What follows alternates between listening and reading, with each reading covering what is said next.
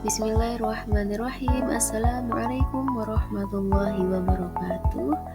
Baiklah, di sini saya Faradilah Nurbandria, mahasiswi PPG Prajabatan gelombang 1 tahun 2024 Universitas Negeri Malang. Di sini saya akan membahas mengenai aksi nyata topik 5 mata kuliah literasi dasar, yaitu digital storytelling. Di sini saya akan membahas seputar literasi. Nah, selanjutnya pengalaman saya mengenai pembelajaran literasi selama semester ini, yaitu dapat saya ambil kesimpulan bahwasanya kegiatan literasi bukan hanya sekedar kemampuan membaca dan menulis saja, akan tetapi literasi lebih luas maknanya. Literasi dapat menanamkan kecakapan dalam berpikir untuk menjalani kehidupan sehari-hari yang mencakup beberapa hal, yaitu kemampuan literasi baca tulis, literasi numerasi atau biasanya kita menghitung, kemudian literasi sains, memahami konsep dan fenomena ilmiah, kemudian literasi digital, dan yang terakhir ialah kemudian literasi finansial, yaitu membahas mengenai kemampuan mengelola keuangan, dan yang terakhir ialah literasi budaya atau latar belakang yang literasi budaya yang berada di lingkungan sekitar kita. Nah, oleh karena itu, budaya literasi ini harus diterapkan sejak dini mungkin pada peserta didik agar mereka dapat mengembangkan kemampuan literasi untuk mengambil keputusan dengan baik di masa yang akan datang. Nah, kemudian pemahaman baru yang saya dapatkan atau yang saya temukan, yaitu saya menyadari bahwasannya pengembangan diri itu sangat penting dalam mendukung berjalannya kehidupan di masa sekarang ataupun yang akan datang.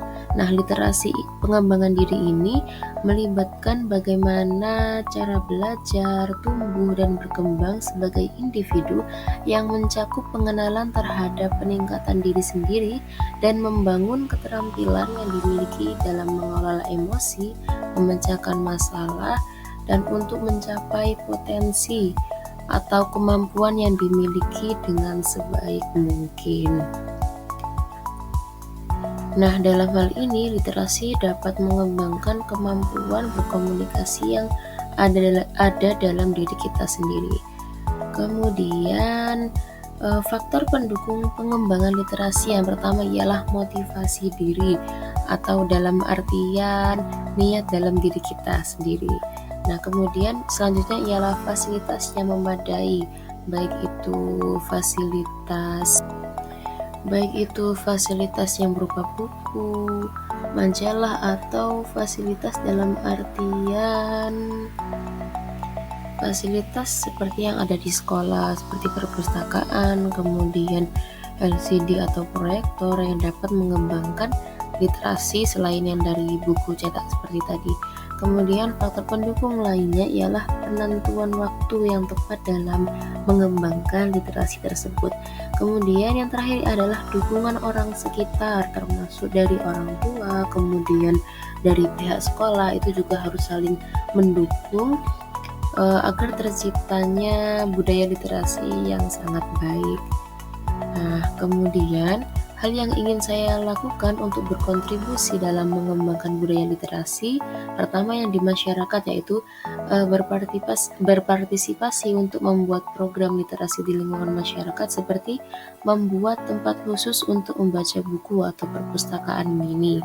Kemudian di lingkungan sekolah, saya berkontribusi untuk menciptakan lingkungan sekolah yang kaya akan literasi, kemudian membentuk program membaca One Week One Book, dan pembiasaan membaca 15 menit. Nah, pembiasaan membaca ini juga dapat diterapkan diimplementasikan ketika pembelajaran. Dan yang terakhir ialah membuat mading kelas. Nah, yang terakhir adalah harapan dalam berkontribusi di dunia literasi. Harapan saya di dunia pembudayaan literasi adalah saya ingin menciptakan suatu program yang dapat menumbuhkan budaya literasi di lingkungan sekolah maupun di lingkungan masyarakat.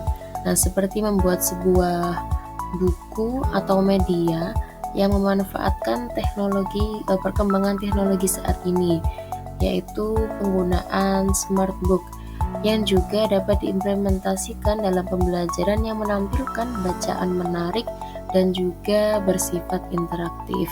Nah, selain itu, peserta didik atau anak-anak dapat mengakses buku tersebut dengan mudah dan fleksibel. Nah, media smart book ini memiliki beberapa fitur atau tampilan. Nah, selain adanya bacaan, juga ada tampilan yang menghubungkan video atau game-game interaktif yang dapat diakses dengan mudah oleh peserta didik atau anak-anak. Oke, sekian yang dapat saya sampaikan. Semoga bermanfaat. Terima kasih. Wassalamualaikum warahmatullahi wabarakatuh.